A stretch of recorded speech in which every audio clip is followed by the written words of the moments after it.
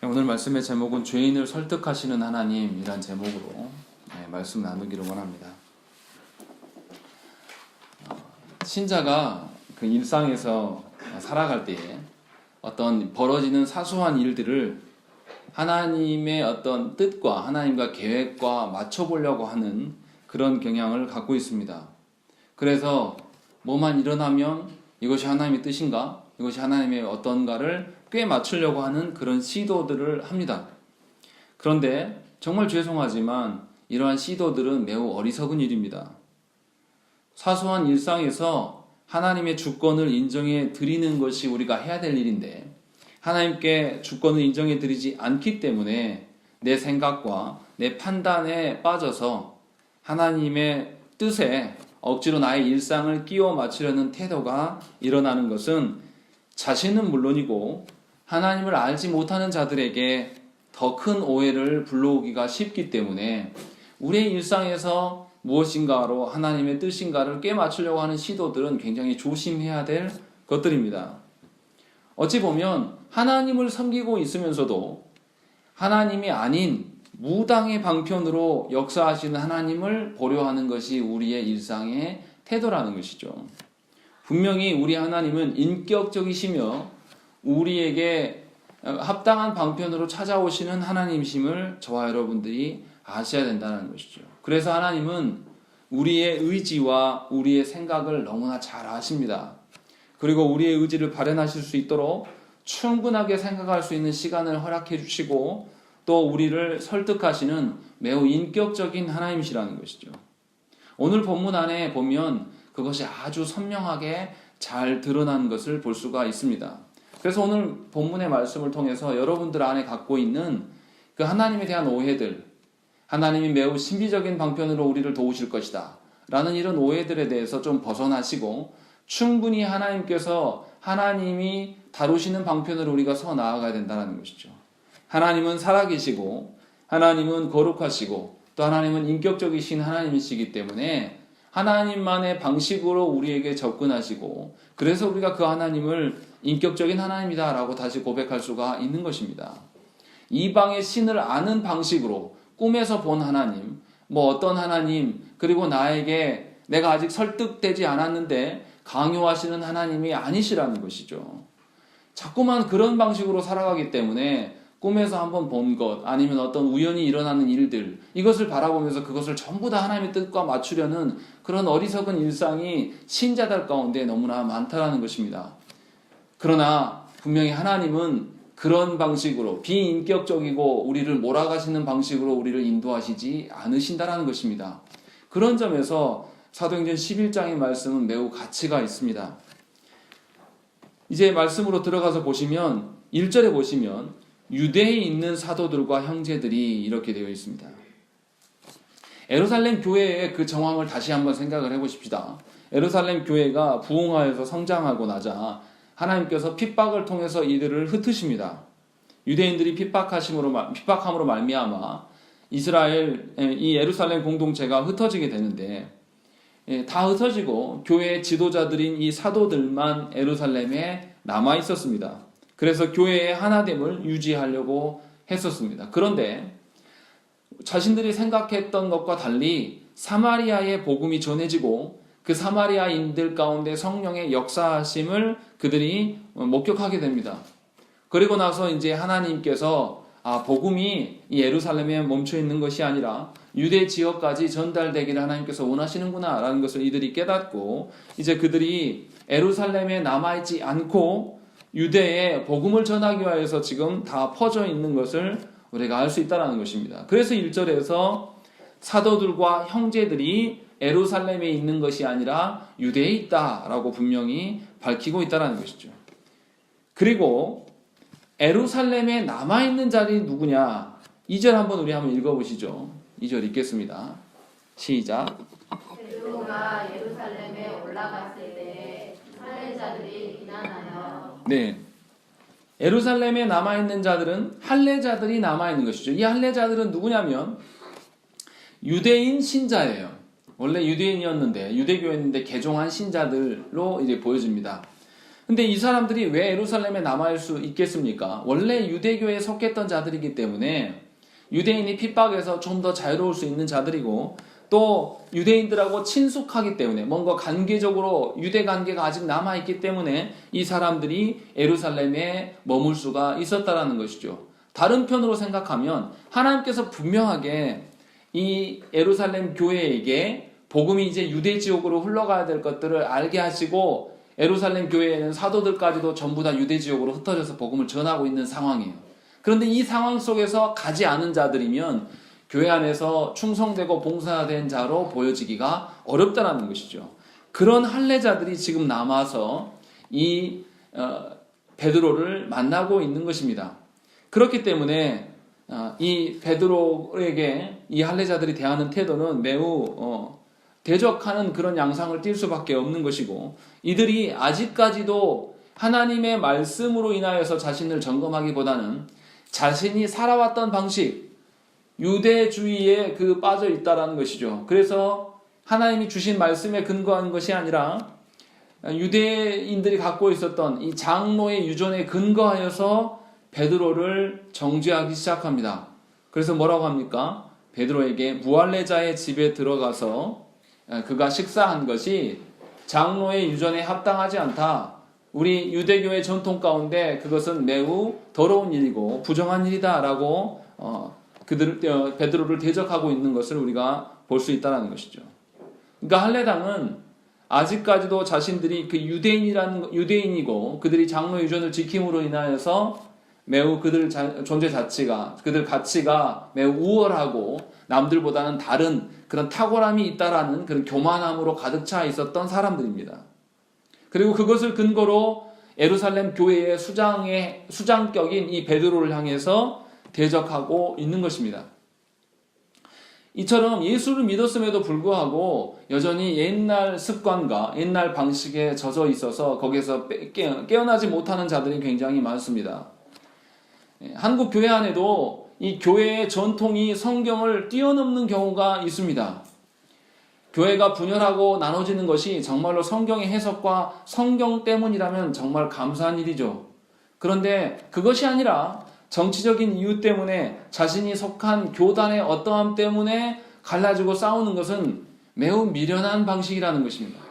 하나님이 기뻐하시지 않는 방식이라는 것이죠. 이런 자들을 하나님께서 어떻게 하시냐? 우리 생각 같아서는 단숨에 척결하시고 하나님께서 개혁하셨으면 참 좋겠는데 하나님께서 그렇게 행하시지 않는다라는 것이죠. 오늘 말씀에도 어떻습니까? 베드로가 이 예루살렘 교회의 거의 우두머리입니다. 대표로 할 수 있어요. 그런 베드로가 이 할례자들에게 말하는 것을 들을 필요가 없죠.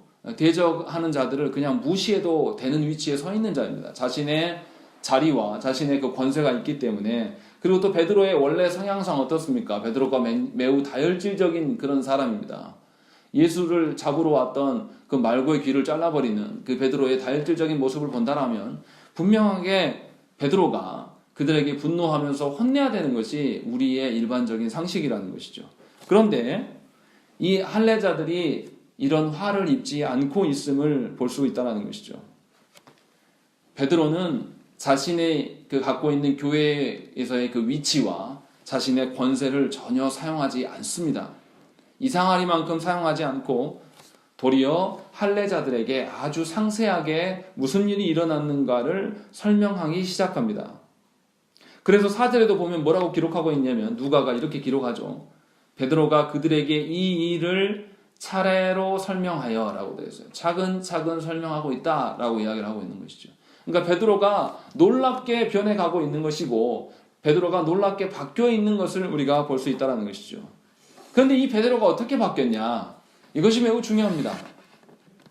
누가복음 15장의 말씀을 한번 찾아보시죠. 누가복음 15장 1절과 2절 말씀은 우리 한번 읽겠습니다.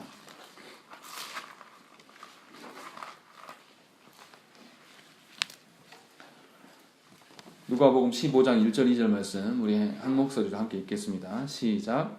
모든 세리와 죄인들이 말씀을 들으러 가까이 나아오니 바리새인과 서기관들이 수군거려 이르되 이 사람이 죄인을 영접하고 음식을 같이 먹는다 하더라. 예, 지금 예수님께서 이 세리와 죄인들에게 하나님 나라의 어떠함을 이제 가르쳐주고 있는 상황인데, 바리새인들과 서기관들이 나와서 똑같은 상황을 연출하는 것이죠. 장로의 유전에 보니 저희 이방인들과 더러운 자들과 함께 식사하는 것은 부정한 것이다 라고 하면서 예수님을 정죄하는 상황이 펼쳐져 있는 것이죠. 지금 베드로가 이 할례당에게 당하고 있는 상황과 예수님께서 바리새인들에게 당하고 있는 상황이 아주 똑같다라는 것이죠.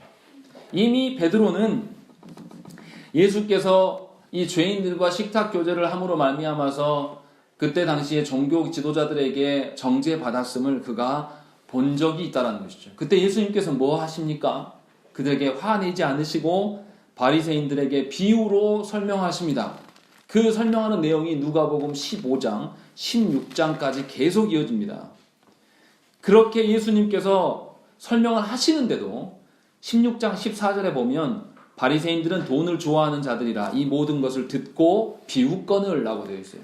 예수님의 가르침을 비웃고 예수님을 모독하고 정죄하는 태도로 일관하지만 예수님께서는 멈추지 아니하시고 16장 끝까지 계속해서 그들에게 설명하고 계심을 베드로가 보았다라는 것입니다.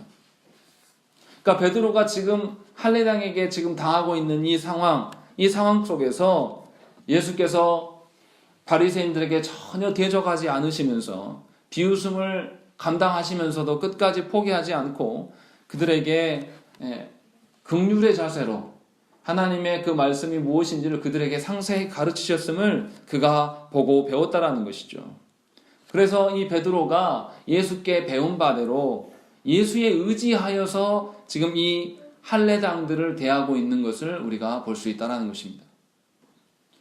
내가 예수 믿기 전에도 원래 그런 성향이었고 내가 가지고 있었던 그런 능력이 내가 있기 때문에 그 가진 것으로 자신의 직분을 감당해 나아가는 것이 아님을 우리가 볼 수 있다는 것이죠.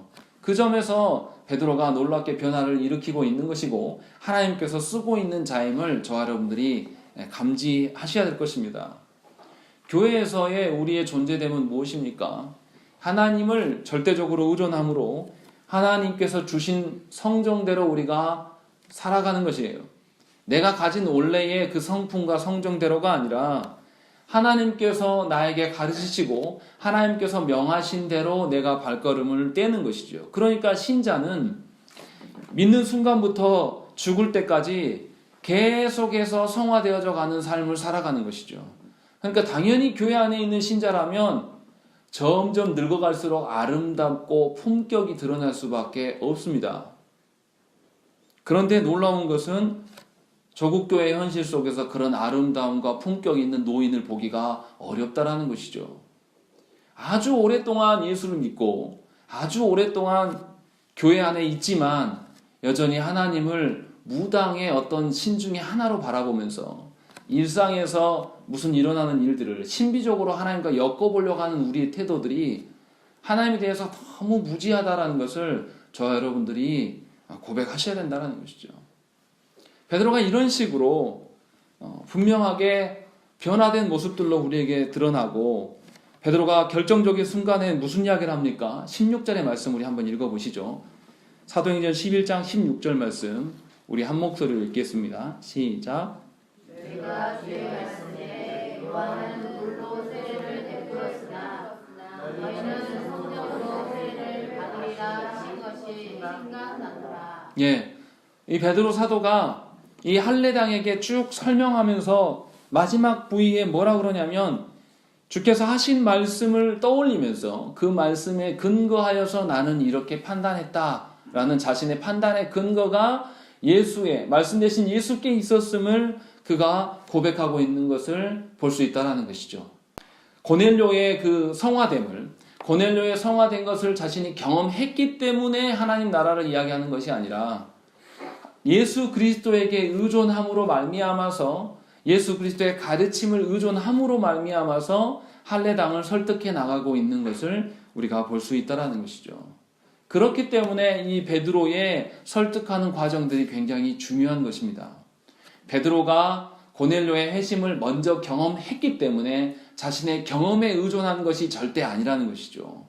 분명히 예수 그리스도로 말미암아 이 사람이 변화되었고 말씀 대신 예수 그리스도를 알기 때문에 말씀에 의존하면서 자신에게 속해진 이 양무리들을 바라보면서 이들을 설득해 나가는 것을 우리가 볼 수 있다는 것입니다. 그래서 우리가 이 베드로의 설득 과정을 한번 유심히 있게 봐야 된다는 것이죠. 5절부터 10절까지는 먼저 이 베드로가 처음에 어떤 상태에 있었는가를 잘 보여줍니다. 우리는 이제 다 아는 말씀이죠. 우리가 10장에서도 봤던 이야기를 똑같이 반복하기 때문에 하나님께서 이 베드로에게 처음 나타나셔서 말씀하실 때에 이 베드로가 뭐라 그럽니까? 부정한 것들을, 이 짐승들을 먹어라 라고 했을 때 베드로도 처음에 나는 깨끗하지 아니하는 것을 결코 먹을 수 없다 라는 것들을 이야기를 했습니다. 다시 말하면 나도 할례당인 너와 같은 그런 자였다 라는 것을 고백하는 것이죠.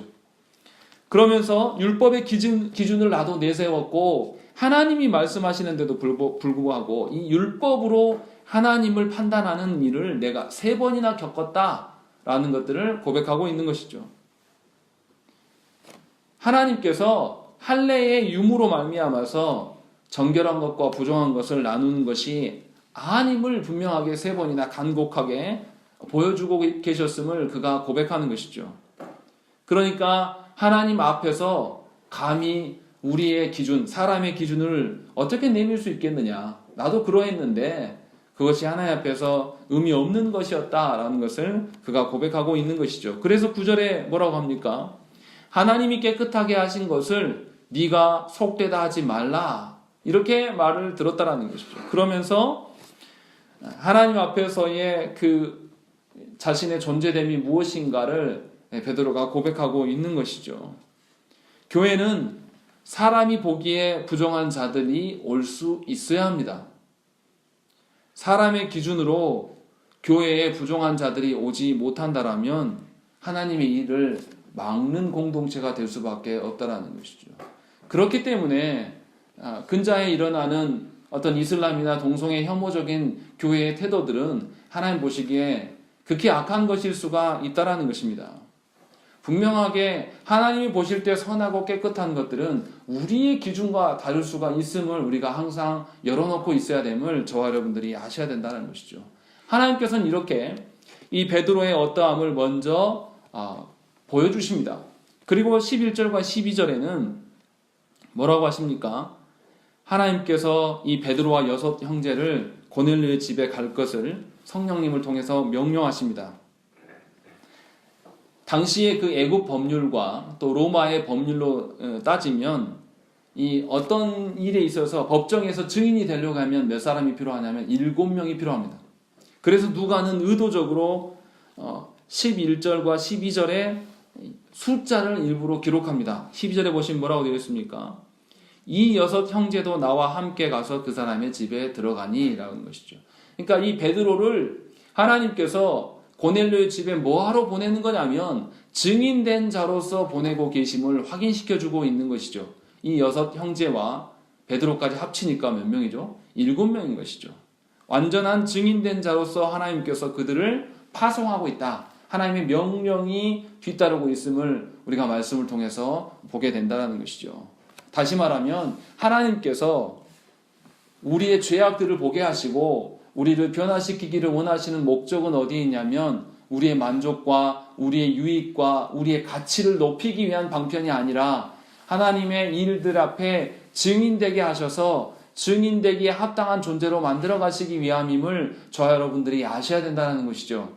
그러니까 예수 믿는다라는 것은 단지 내가 변화되어서 변화된 유익을 내가 먹고 마시고 누리는 것으로 끝나면 안 된다는 거예요.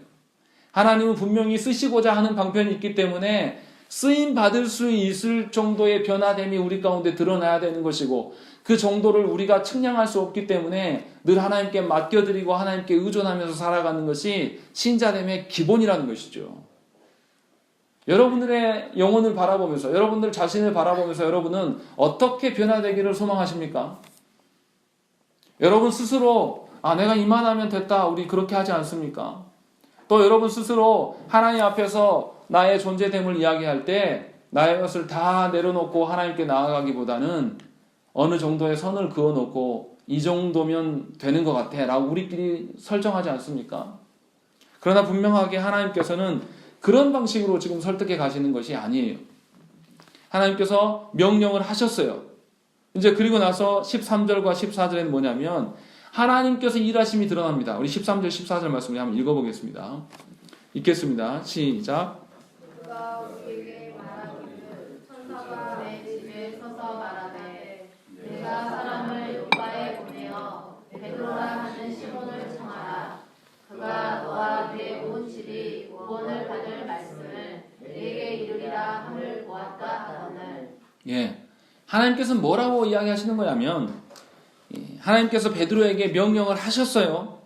그리고 그 명령이 원활하게 진행될 수 있도록 반대편적인 고넬료의 집에도 하나님께서 또 다른 명령을 하셨어요. 그래서 베드로와 고넬료가 모두 다 하나님의 명령으로 서로 일치되게 만날 수 있도록 예비하고 계심을 우리가 알 수 있다는 것이죠. 그러니까 하나님께서 이 베드로에게 고넬료 집에 가라. 그리고 고넬료에게는 베드로를 모셔와라 라고 하면서 이 명령이 두 명령이 서로 일치돼서 부합돼서 하나 되고 있는 것을 보게 되는 것이죠. 베드로의 입장에서는 고넬료의 집 사람이 오게 되는 것은 하나님의 명령이 실행되는 그런 실행의 현실로 보는 것이고, 고넬료의 입장에서는 이 베드로가 오게 되는 것이 하나님의 명령대로 진행되어 가는구나 라는 그 확실한 확증이 될 수 있다는 것이죠. 이처럼 하나님께서는 절대로 우리 신자들을 꼭두각시처럼 사용하지는 않는다라는 것이죠.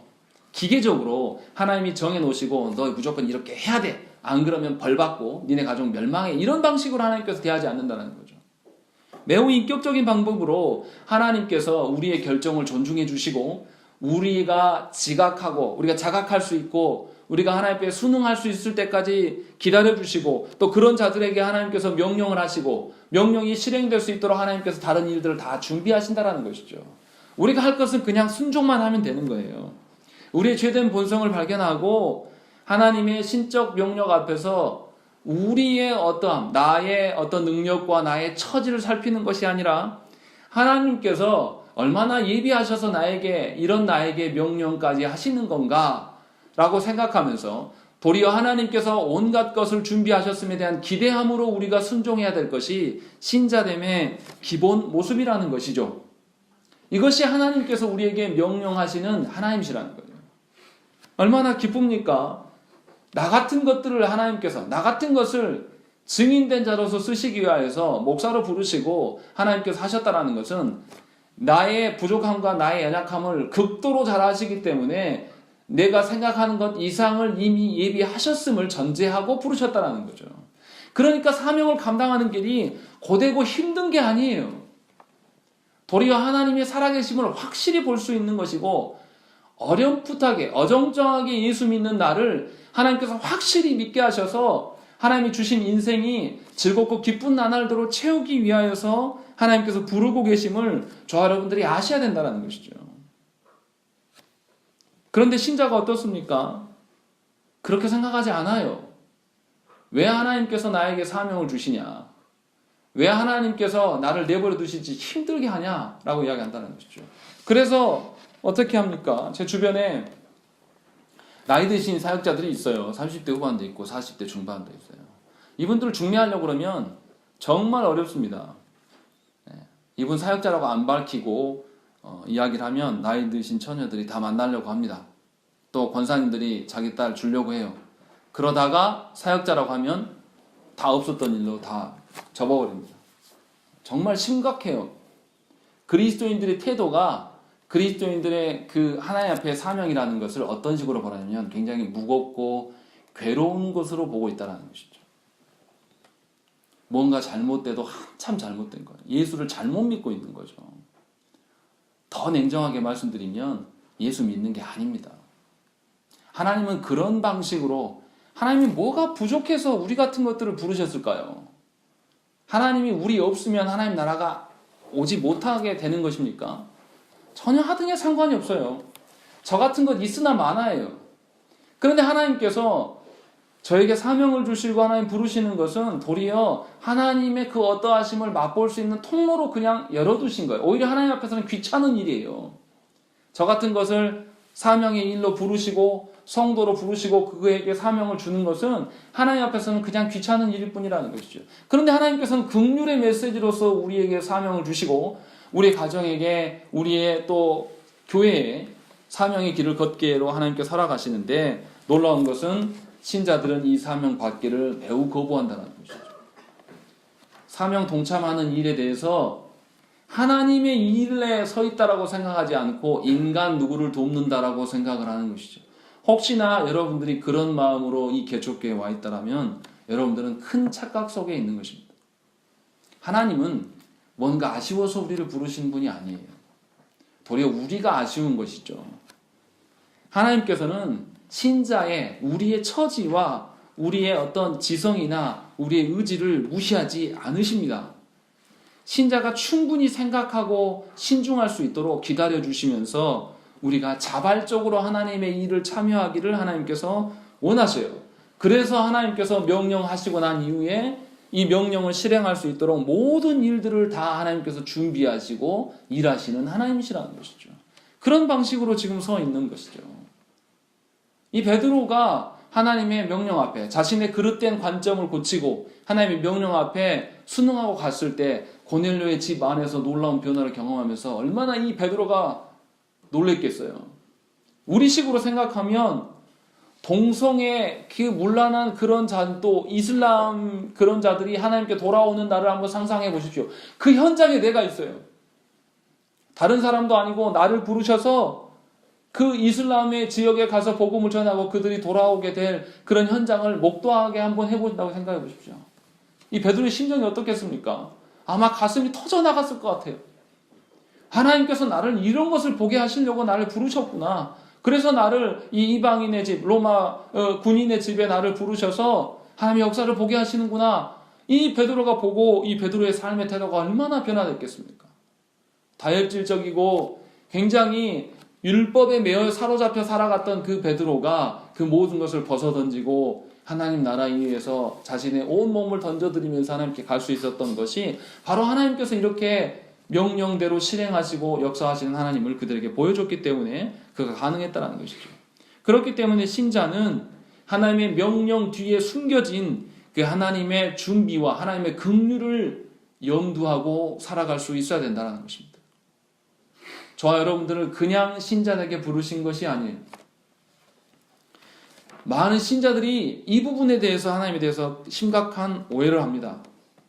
하나님의 뜻이라 여겨지면 나의 의지와 무관하게 맹목적으로 순종해야 될 것처럼 말합니다. 순종하지도 못하면서 뭐라 그러냐면 내가 이렇게 안 살아서 내 자녀가 저런가 보다 이런 이야기를 하는 것이죠. 이것은 무당들이 하는 이야기예요. 하나님은 그런 하나님이 아니라는 것이죠. 그리고 하나님의 뜻을 우리 하나님은 인격적으로 누구나 다 들으면 아 그럴 수 있겠네라고 수긍할 수 있을 때까지 우리를 설득하시고 기다리실 수 있는 하나님이신데 우리는 그렇게 생각 안 해요. 일어나서 되어지는 일들 보면서 깜짝깜짝 놀라죠. 아 내가 이래서 하나님 일어나? 저래서 하나님은 일어나? 왜 이렇게 하나님 바라봅니까? 하나님을 무섭고 두려운 하나님으로 보기 때문에 그래요. 그러나 우리 하나님 그런 하나님이 아니시라는 거죠. 아주 인자하시고 긍휼이 많으신 우리 아버지 같은 하나님이세요. 우리가 순종하지 않고 우리가 하나님께서 충분히 보여준 것들에 대해서 우리가 미적거려 있어도 하나님은 더 많은 것으로 우리를 설득하시기 위해서 지속적으로 일하시는 하나님이시라는 것이죠. 그런 하나님을 오해하지 마십시오. 그런 하나님을 무섭고 뭔가 광폭한 하나님처럼 만들지 마시라는 것이죠. 우리가 그렇게 살아가기 때문에 우리를 통해서 하나님 보기를 소망했던 안 믿는 자들이 하나님을 오해할 수밖에 없는 거예요. 미신적으로 우상적으로 하나님을 섬기는 일들이 우리 가운데 드러난다는 것이죠.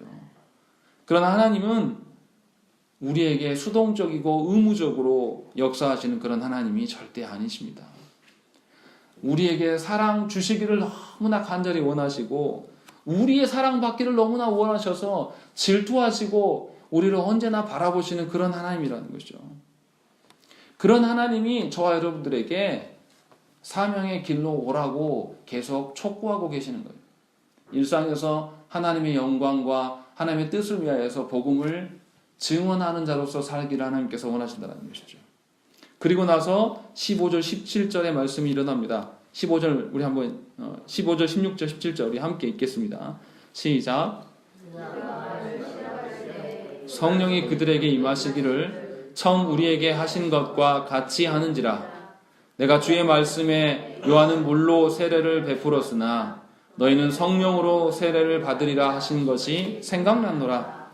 그런즉 하나님이 우리가 주 예수 그리스도를 믿을 때에 주신 것과 같은 선물을 그들에게도 주셨으니 내가 누구이기에 하나님을 능히 맡겠느냐 하더라.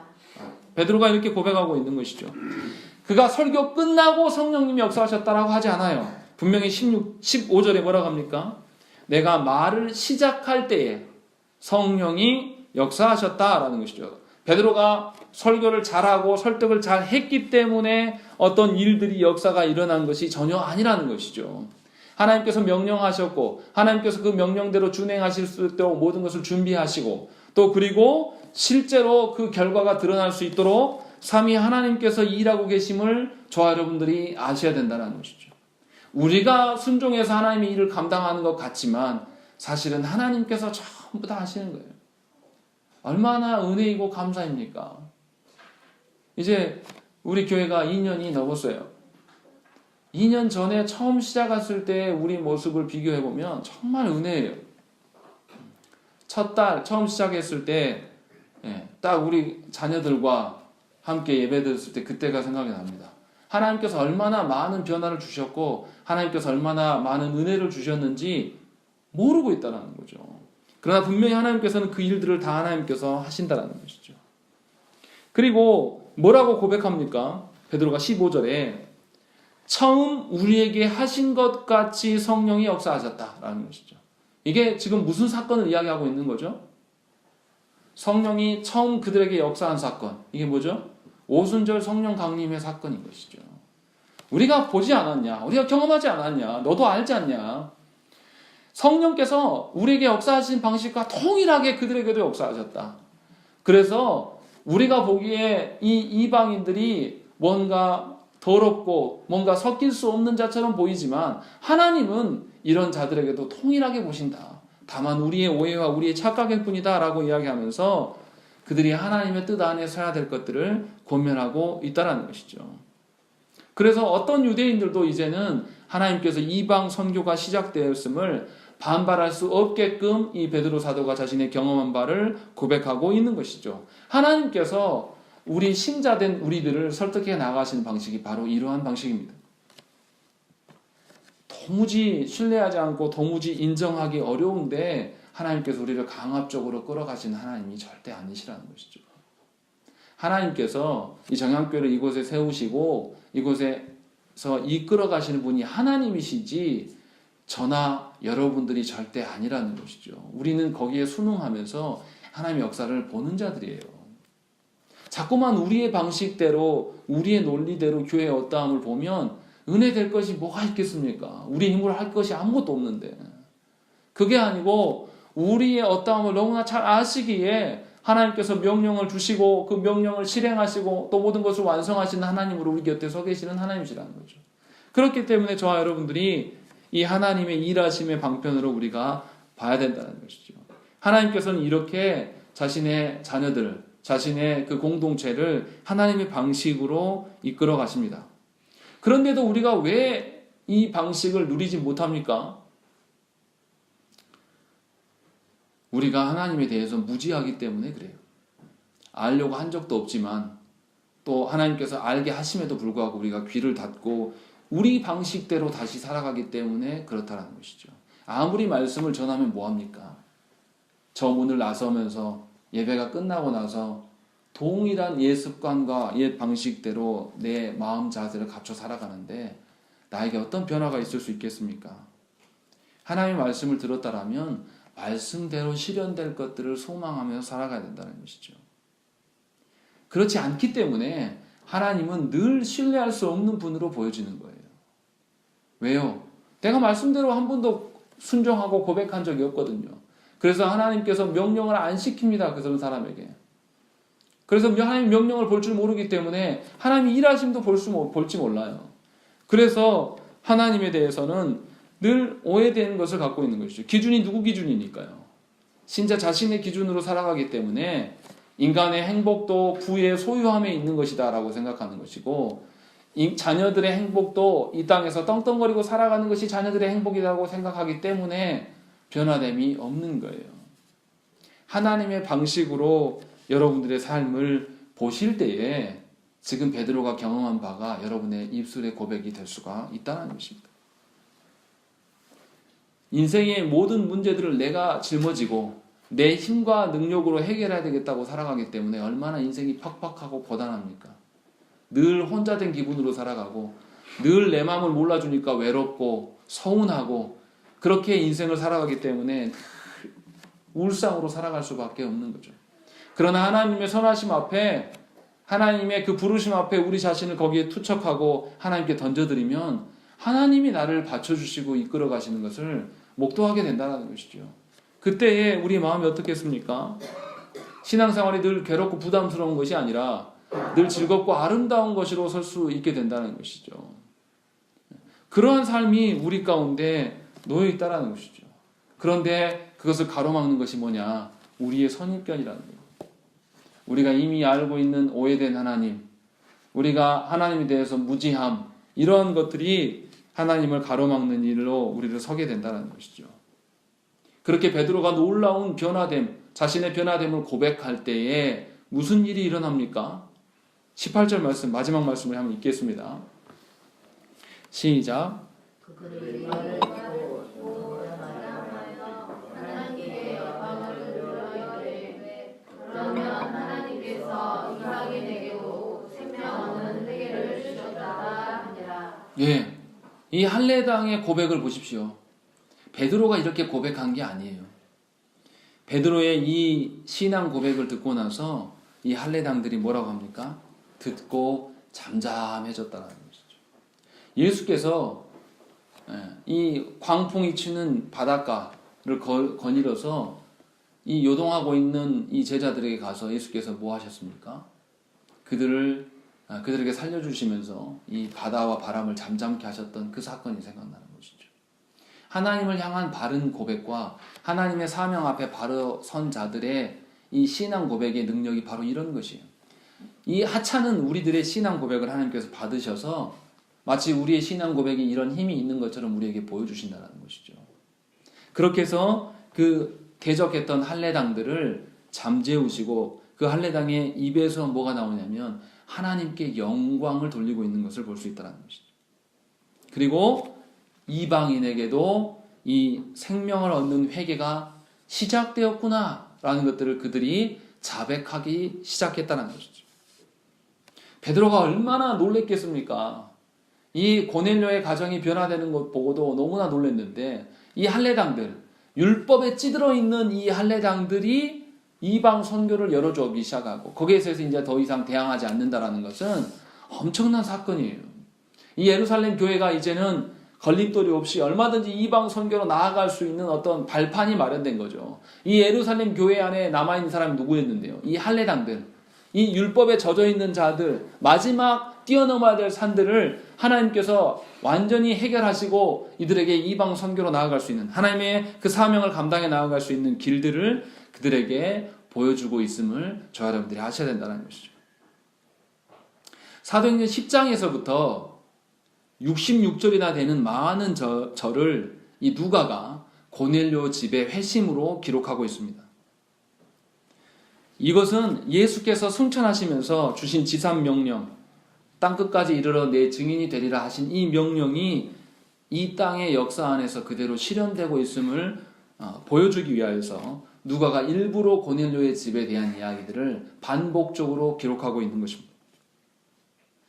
뭔가 우리가 생각을 해요. 초대교회는 예루살렘 교회를 떠올리면서 항상 은혜가 많고 하나님의 법도에 순종한 교회처럼 우리가 상상을 하곤 합니다.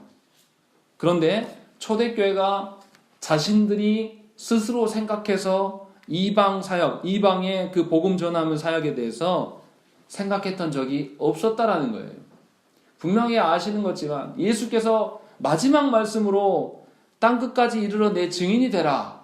너희들만 예수 믿고 잘 살아라가 아니라 땅끝까지 증인으로서의 삶을 사는 것이 바로 내 제자고 교회된 자들이다 라고 분명히 선언하셨는데 이 예루살렘 교회는 그것을 듣지 않았습니다. 마음의 중심에 두지 않았어요. 우리도 그렇죠. 우리도 나 예수 믿기 바쁘지 증인되기 위해서 살지 않는 것이죠. 그런데 하나님께서는 그런 자들에게 하나님의 사명 앞에 전혀 무관심한 자들에게 하나님의 지상 명령을 여시고 계신다는 것이죠. 예루살렘 교회가 스스로 은혜가 충만해서 생각한 것이 전혀 아니라는 거죠. 하나님께서 가르치시고 그들을 인도하시고 지도하고 계심을 알아야 된다는 것이죠. 교회는 하나님께서 이끌어 주시지 아니하면 한시도 존재할 수 없는 그런 존재들입니다.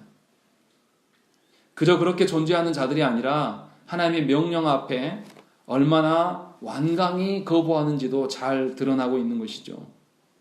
본문에서 그 베드로의 변론을 통해서 충분히 설득되었을 텐데도 사도행전 15장에 가면 다시금 이 예루살렘 공의회를 열고 다시 또 한 번 이 문제로 공론화됩니다. 이방 선교에 대해서 얼마나 예루살렘 교회가 완강하고 하나님께 순종하기를 거부하는 고집이 센 염소와 같은지를 우리가 볼 수 있다는 것이죠.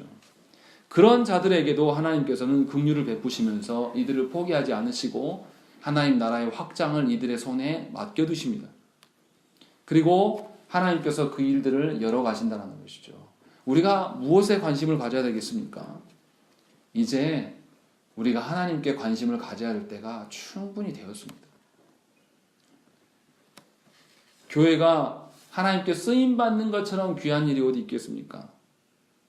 우리의 어떠함 때문이 아니라 순전히 하나님께서 우리를 사랑하시기 때문에 우리의 삶과 소망에 힘을 주시기 위하여서 우리를 사명으로 불러내시고 있는 거예요. 그래서 하나님의 돌보심으로 우리가 존재할 수 있다라는 것을 경험케 하시기를 하나님은 원하신다는 것이죠. 그러니까 하나님이 우리를 사명 주신 것은 하나님이 아쉬워서가 아니라 순전히 저와 여러분들의 믿음 없음을 보시고 그것을 채워나가기 위하여서 우리를 부르신다는 거죠. 그러니까 사명을 받은 자들이 항상 이런 말 하고 많은 사람 중에 왜 나옵니까? 왜 나 같은 사람입니까? 이렇게 말하지 말라는 거죠. 여러분의 능력으로 하나님 사명 부르신 게 절대 아니에요. 하나님의 능력으로 우리를 불러두셔서 그래서 우리가 사명 앞에 서는 거예요. 제가 뭐 능력이 있어서 제가 제 아버지 목회하는 거 다 봤는데 내가 왜 그렇게 삽니까? 인간적으로. 저는 그렇게 못해요. 그래서 안 가려고 바둥바둥거리고 20대 때 계속 버텼습니다. 하나님 부르심 분명히 있었어요. 미련한 거죠. 하나님에 대해서 심각한 오해를 갖고 있었던 거예요. 마치 하나님이 뭔가 부족해서 나를 부르시는 것처럼 또 하나님께서 내 능력을 사용하고 싶으셔서 그런 것처럼 그런데 하나님을 조금 알고 나서 보니까 하나님 그런 하나님이 아니셨다는 것이죠. 우리의 아둔함을 너무나 잘 아시기 때문에 우리를 설득하시면서 오늘도 기다리고 계신다는 것이죠. 그래서 하나님의 그 은혜로 사는 하나님의 그 돌보심으로 사는 자들의 인생이 어떠한 것인가를 하나님 보여주시기를 원하신다는 거죠. 여러분들 하나님께서 맡겨주신 가정이 변화되기를 소망하고 자녀들이 변화되기를 소망하십니까? 먼저 여러분 자신을 하나님께 투척하십시오. 하나님의 부르심 앞에서 정직하게 서십시오. 하나님 부르신 영역이 있는데 거기서 미적미적 거리면서 하는 척만 하시지 마시라는 것이죠. 또 여러분 자신을 너무 신뢰하지 마시라는 거예요. 하나님은 한 번도 우리를 필요로 하지 않으셨어요. 우리가 어리석어서 하나님의 일하심 가운데 서지 못하는 것뿐이라는 것이죠. 그래서 하나님이 부르심 앞에 우리가 정당하게 보여야 될 태도가 뭡니까? 자격 없는 우리를 부르심에 대해서 벅찬 감동과 감격으로 우리가 설 수밖에 없는 것이죠. 우리 인생이 그런 인생이에요. 하나님께서 당신의 모든 일들을 우리의 인생 가운데 쏟아 부어 주시기를 원하신다는 거죠. 그러니까 이제 저와 여러분들이 겸손한 심정으로 우리의 눈을 들어서 사명의 눈을 떠야 됩니다. 그냥 교회된 자로서 그냥 그렇게 예배생활 하는 것이 전부인 양 살 것이 아니라 하나님을 알아가는 일과 하나님 사랑하는 일에 우리가 매진해야 될 줄로 믿습니다. 네, 함께 기도하겠습니다.